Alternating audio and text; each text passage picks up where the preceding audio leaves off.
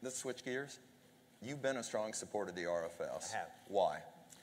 Oh, a whole laundry list of reasons. I mean, I'll throw the reason I suggested before, which is the importance to rural America, and it is very important to rural America. It's important in my state of Pennsylvania. It's important. We have ethanol plants in Pennsylvania. They have them, I don't know how many, you probably know how many states they have them in, but a lot of states across the country. I support it, number one, because liquid fuels historically has been a big problem for us in this country from a national security perspective.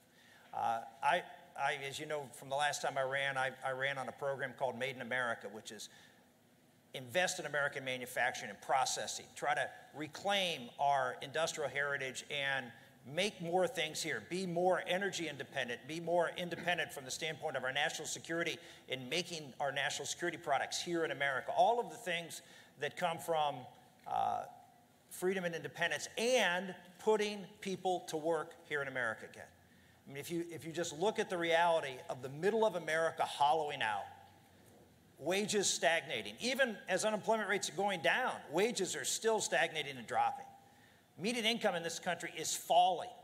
Why? Because we are not producing products and services that are high-valued services, and that goes to manufacturing and processing, and the key to that is energy. So energy independence is a key, and so one of the reasons I supported the RFS was from a national security perspective, so we could have a domestic source of liquid fuels here in America. So that's number one. Number two, because it's a product that has shown over the years to have become efficient. It's amazing to me as we've seen the tremendous innovation that's gone on and continuing innovation.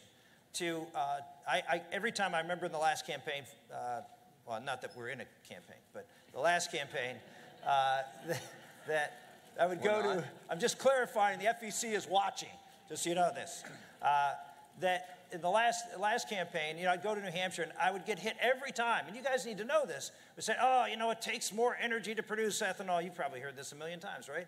Well, that's not true. And so one of the things that I felt was really important was to get out there and say how important it is to show how efficient ethanol has become, how important it is from the standpoint of an oxygen and to improving octane ratings, all of the things that ethanol can bring to the table.